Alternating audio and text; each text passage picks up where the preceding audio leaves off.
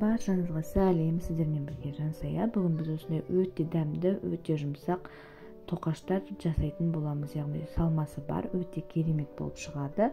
Міндетті түрде жасап көріңіздер. Булочка дайындау үшін ең алдымен жылы сүтімізге қантымызды, тұзымызды, ашытқымызды, және де бал және сұйық майды қосып, жақсылап тұрып біркелкі масса пайда болғанша араластырып аласыздар.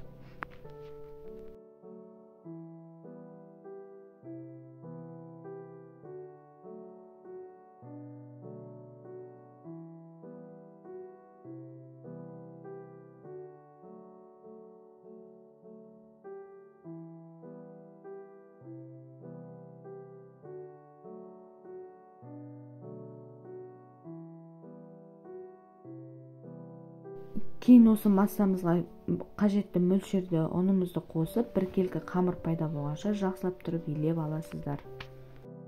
Менің арнамда апта сайын әртүрлі рецепттер шығып отырады, сондықтан менің арнама жазылып, лайк басуды ұмытып кетпеңіздер. Кейін қамырдың бетін жауып, 40 минутқа немесе 1 сағатқа қойып қоясыздар. Салмасына қант пен творогқа кішкене сүт қойып езіп аласыздар. Дайын болған қамырды осылай жайып аласыздар, біркелкі қалықтай етіп.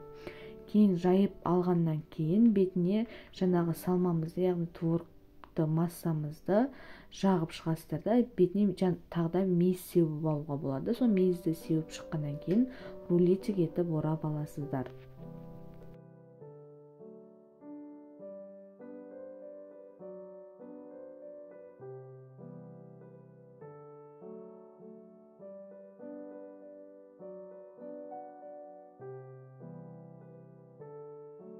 Рулетик қылып орап алғаннан кейін жіптің көмегімен осындай етіп кесіп аласыздар. Не болмаса өткір пышақпен кесіп алуыңызға болады. Біркелкі мөлшерде кесіп, противенге салып, арнайы ыдысымызға 20 минутқа қойып қоясыздар көтерілуге.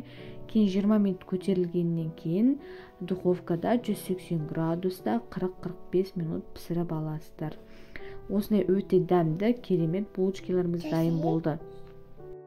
Міндетті түрде жасап көріңіздер. Менің видеома лайк басып, қолдап кетулеріңізді сұраймын. Рахмет, сау болыңыздар.